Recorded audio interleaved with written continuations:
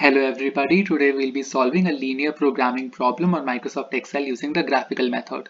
First of all, let's see the problem. A firm produces two types of electrical items A and B, and it makes a profit of $20 per unit of A and $30 per unit of B. Both A and B make use of two essential components, a motor and a transformer.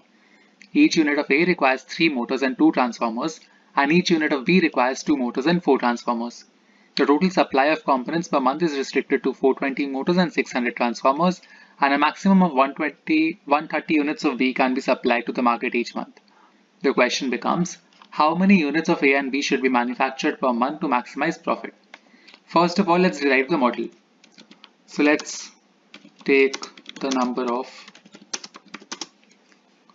products, that is the number of A and B to be produced each month, be X and Y respectively.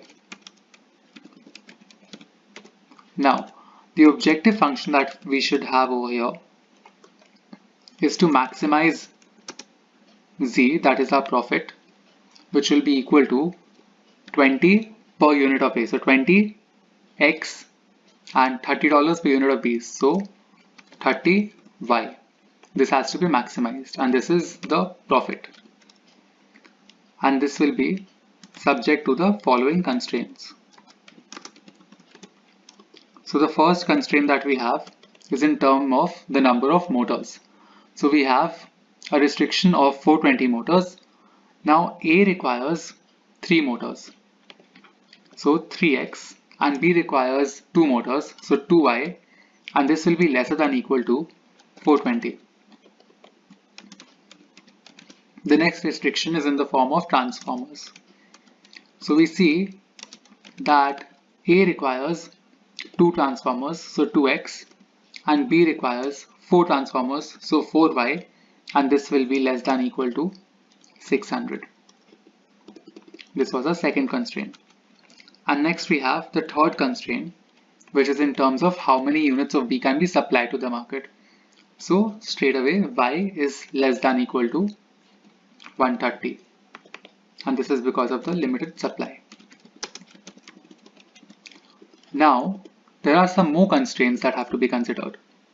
Since we are talking about electrical items being produced, obviously you cannot produce a negative amount of X or Y. So X and Y will both be greater than equal to 0 or non-negativity. This implies that our result will be on the first quadrant only. Now first of all, what I'll do is that I'll go ahead and write this model in a tabular form. So all my constraints and my objective will be in a tabular form here. So we have 20x and 30y, this has to be maximized. Constraint 1 is 3x and 2y, which is lesser than equal to 420. I have constraint 2, which is 2x and 4y, which is lesser than equal to 600. And I have the third constraint, which is y is lesser than equal to 130. Alright, so this is my model in a tabular form. So now I'll be graphing this. To take the graph, I obviously need to find out certain points for the line that is being formed. So let's do that. First of all, constraint 1. For constraint 1, I know that 3x plus 2y is less than equal to 420. For plotting the graph, I'll take the value of x to be 0. So I'll get the value of y to be 210. Now how does that happen? Since 3x plus 2y is equal to 420, when x becomes 0, 2y is 420. So y is 420 by 2, that is 210. When y is 0, then 3x is 420, so x becomes 140. For constraint 2, which is 2x plus 4y less than equal to 600, when x is equal to 0, then your y will be equal to 600 by 4, that is 150. And when y is equal to 0, then x becomes 600 by 2, that is 300. Finally, for constraint 3, we have that y will remain 130 throughout. It does not matter whether x is 0 or whether x is 300. So now I'll be plotting this on a graph. I'll go to insert I'll click on the scatter with straight lines. Now here it has automatically selected some data, but that's faulty. So I'll be removing that first. And I'll be adding the data that has to be used. So the first series is C1. Series X value is 0 and 140. And Y values is 210 and 0. So you can see a straight line has been formed. So there are 2 points that were selected. This point over here, that is 0, 210. And this point over here, which is 140, 0. And a line has been formed accordingly. Now I'll be doing that for the other constraints as well. So constraint 2, that is 0 and 300,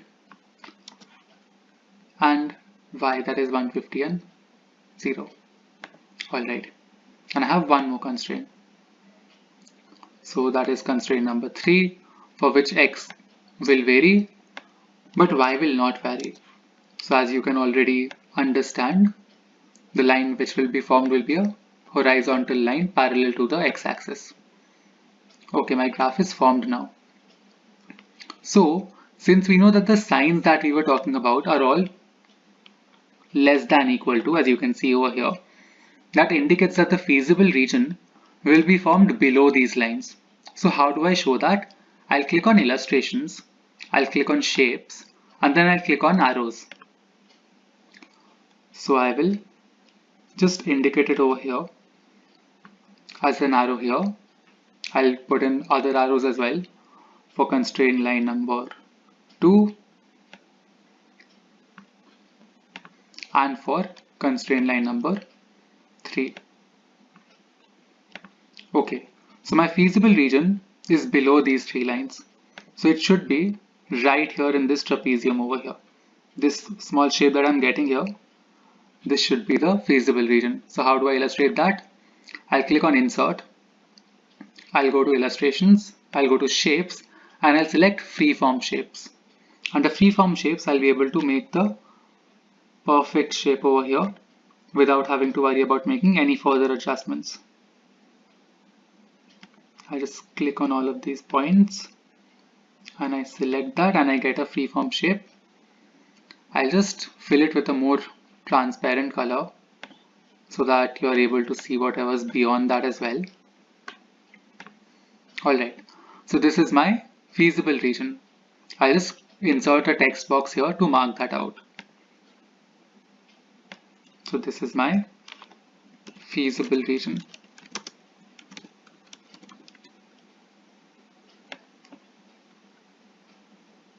Great. Now, what are the points of optimal solutions? We have this point right here, this point, and these points. I'll just mark them out. So I'll insert a text box over here. I'll be naming this text box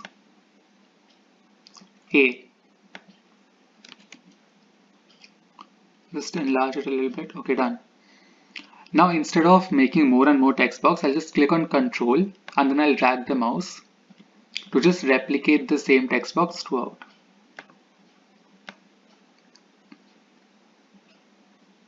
I have one here and I have one here at the origin. So I'll name this B, I'll name this C, I will name this one O, and there's one more text box to be created here, naming this D. Okay, so now what exactly are these points? What are A, B, C, O and D? Let's write that down. We understand that A over here is formed on the y-axis where constraint line number 3 meets. So this point over here is 0, 130, which I clearly understand. Point B is formed on the intersection of C2 and C3. Then I have point C, which is formed as an intersection between lines C2 and C1. I have point D over here, which is basically your 0 units of X and 140 units of, 140 units of X and 0 units of Y. And then you have O, which is the origin point. So obviously you'll not really get this to be the feasible region, but let's see. Okay. Now what exactly are points B and C? Let's see that.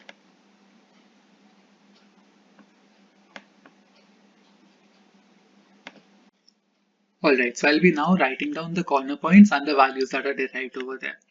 So I have corner point A, B, C, and D. I have O as well, but then I'm not writing it down because I know that the value derived from that will be 0. Okay, so for corner point A, I already know what the value is. By observation, I know that the value is 0 and 130.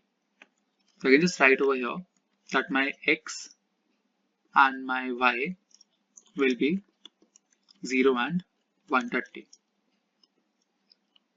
For D, similarly, I already know what the value is, which is 140, 0. So I'll write in D 140 and 0. B and C, however, I do not know yet. I know that B is formed as an intersection of C2 and C3, and C is formed as an intersection between C2 and C1. Now let me take down the values of that. So I can take the value right from the table right here.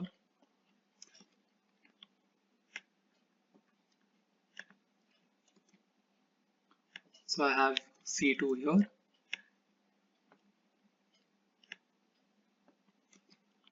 C1,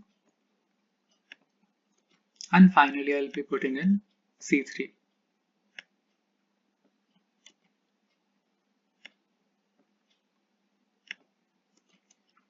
Okay, now how do I find out the values of X and Y for B and for C? For that we'll be using multiplication of matrices. So I'll be selecting the two of these together.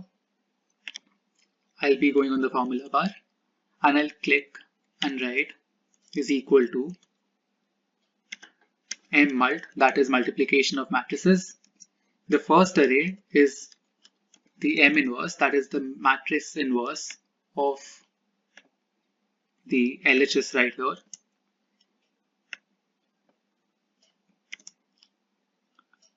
And the second array is the RHS here. After this, I'll click on Control, Shift and Enter, and I'll get the values for B. Similarly for C, I'll follow the same process. First of all, I need to select both of these cells. I'll click on is equal to M mult, M inverse. I open the bracket. I select the LHS, close the bracket, select the RHS as the second array, and Control, Shift, Enter. And I get the values here. Now, at the end of the day, I need to find out the objective, that is the profit. So I'll be checking out how much profit is being made at each of these points. How do I do that? I'll just do this. Is equal to 20 into the value of X plus 30 into the value of Y. And I'll click Enter. So I get 3900 for point A. Let's see how much it is for point B.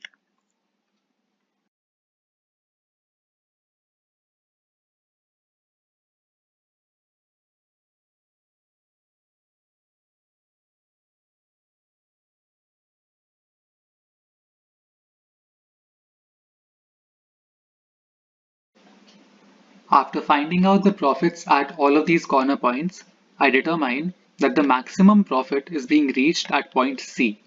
It's being reached at point C, where the amount of units of A is 60 and the units of B to be produced is 120. So this will be our answer. Point C is the optimum solution. The point over here, point C, becomes our optimal solution.